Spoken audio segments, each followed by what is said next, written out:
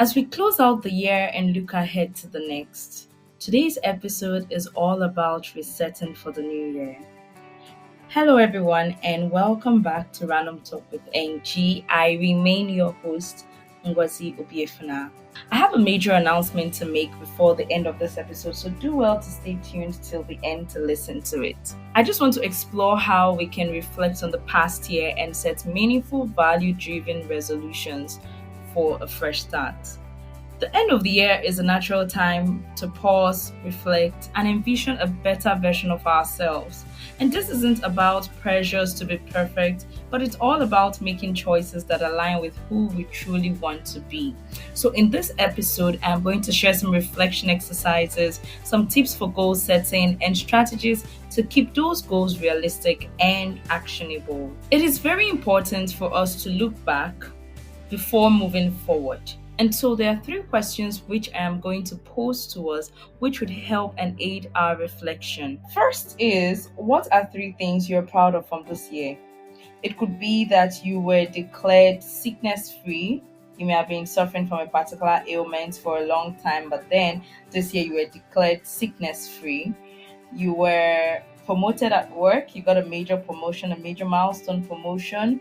It could be that you broke up from that toxic relationship, be it friendship, situationship, whatever toxic relationship you found yourself in.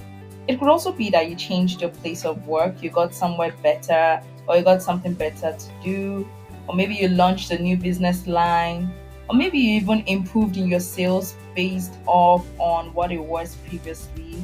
It could also be that you relocated to a new country, or you met really, really good people this new year. Think about three things you're proud of from this year.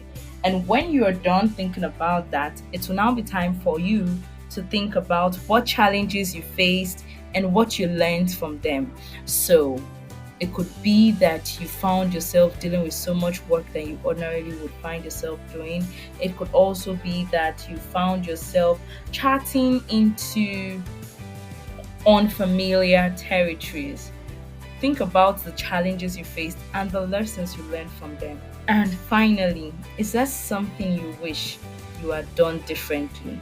So when you think about it, maybe you should not have invested all the money in that business. Maybe you should have just invested half of it and then use the other for something else. I'm not asking you to regret whatever decisions you've made. You're reflecting on what you think you should have done differently. While you're thinking about all this, something that can actually aid your time of reflection is journaling. So I'd like you to have a journal. If you do not already have one, I'd like to encourage you to have a journal where you can, have a quiet moment of thought, pen down your thoughts while you're thinking through, and then you could use this kind of model in your journaling. First, gratitude. What and who are you thankful for? Sometimes we are always looking out for the major things to be grateful for them, like, oh, this year I bought a new house, this year I moved to a country of my choice, or I moved to a state of my choice, oh, this year I saved up 30 million naira. However, when you sit back and reflect on how the year has been, you would find yourself reminiscing and recollecting the many things you should be grateful for. I know it's hard for us most times to remember those little things, and so I'd love to encourage us. If you have not listened to my very first episode on Random Talk with Angie, which was on gratitude, take time out to listen to it, as I listed out some of the things I believe we should be grateful for. When you're done journaling about gratitude, the next thing is to journal about growth. How have you grown or changed this year? It could be that you moved from, 6 portions of food to 2 portions of food at a time. It could be that you worked on your mental health this year and you made sure that you came first above all. It could also be that you made significant progress in your career, or you even got that certification, or you even got promoted, or you even changed your jobs. This is something, or these are things that you can think about in terms of growth. It could also be that your business moved from a one-man business to a two-man business, or you even had from 10 customers, you had your business grow to 1,000 customers before the end of the year. Or how have you changed this year? It could also be that you have battled procrastination and you're the type who would ordinarily not read more than 2 books in a year, but you found yourself reading 6 books this year, you found yourself improving on your spirituality, you found yourself joining a church group you've always wanted to join, you found yourself, being more spiritual, you found yourself connecting more with your inner self. Think about these things, and as you think and ponder upon them, journal, write down your thoughts. Finally, after gratitude and growth comes goals. What area of your life could use some attention or improvement? So, yes, you're the type who would normally not take a walk, you would rather just book a ride, you got a bus for somewhere that is like a 5 minutes walking distance.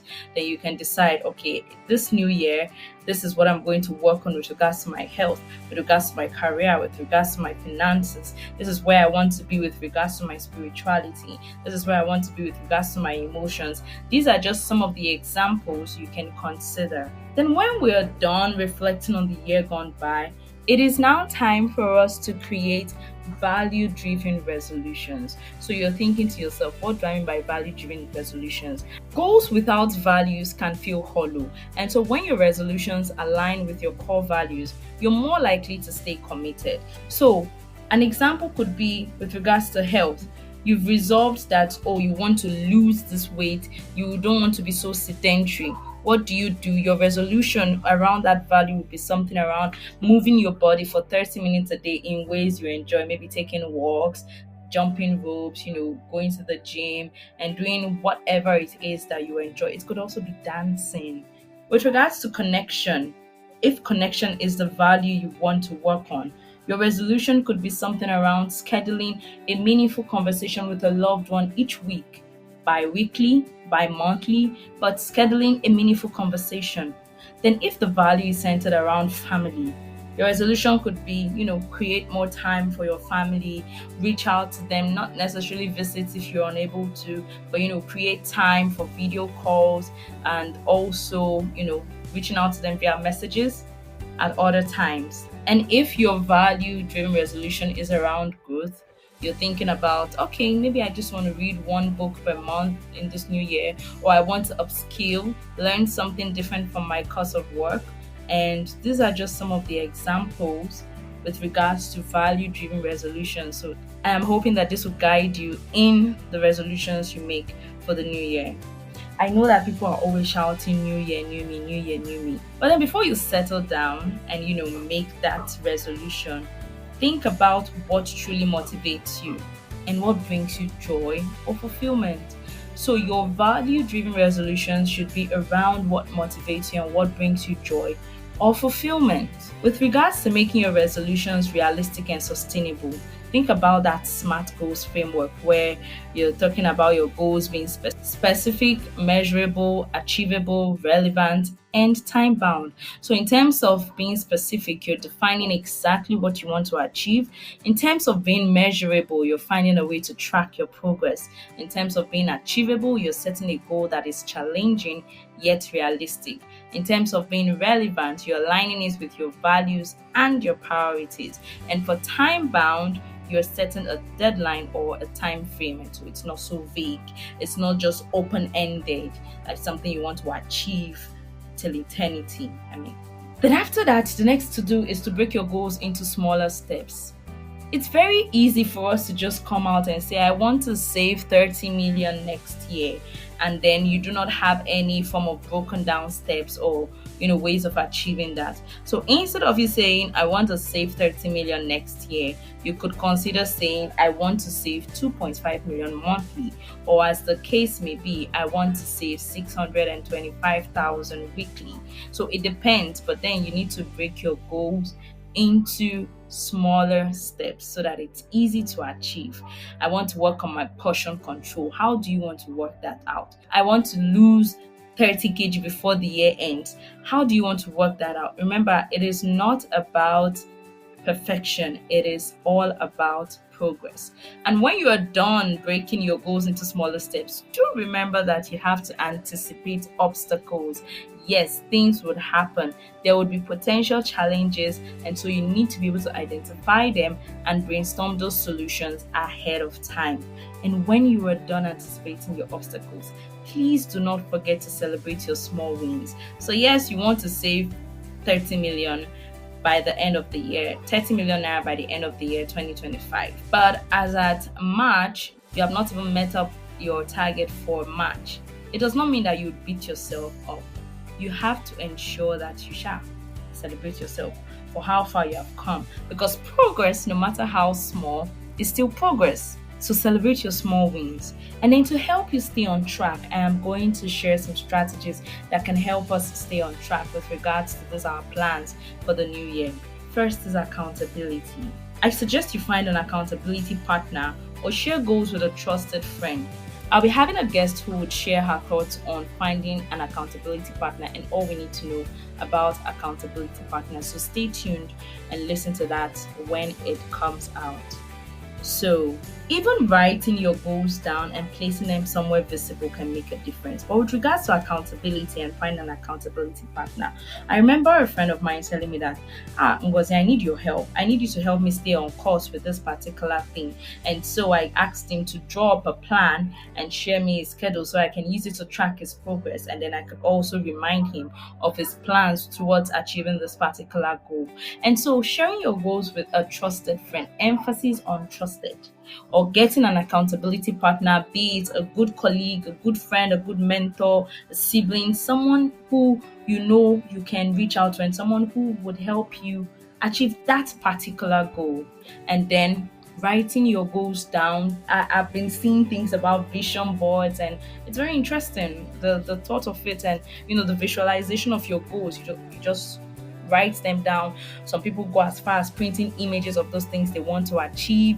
Others, want to go ahead to just write them down using sticky notes on a big placard or a big cardboard sheet, and they're just putting it there. The more you see, the more you visualize it, and then you start working towards it. And it's not just about praying about it and then going to bed. You also need to work towards it while you pray.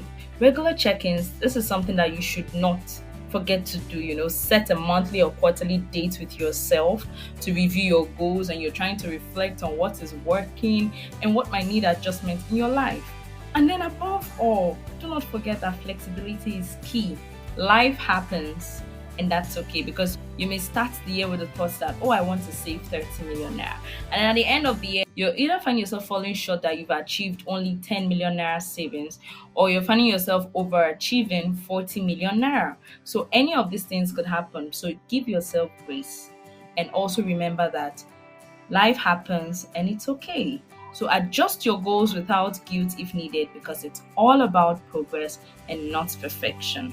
If you've stayed with me up until this point, I just want to say a big thank you for listening to Random Talk with NG. Today, we reflected on the past year. We explored how to set value-driven goals, and I also shared practical strategies for staying on track. Every day is a chance to reset and make choices that bring us closer to the life that we want. So what are your goals for the new year? I would truly love to hear them. So you can reach out to me on WhatsApp, you can send me an email. I would love to hear them. Let's try to inspire each other. And now for the big announcement. I am so excited to announce that Random Talk with NG is today. I remember how I started. I remember when I started. I remember how it has been. And I am so excited for where Random Talk with NG is heading to. I want to thank every one of you, my dear listeners, for being there, for listening to me, for sharing your thoughts.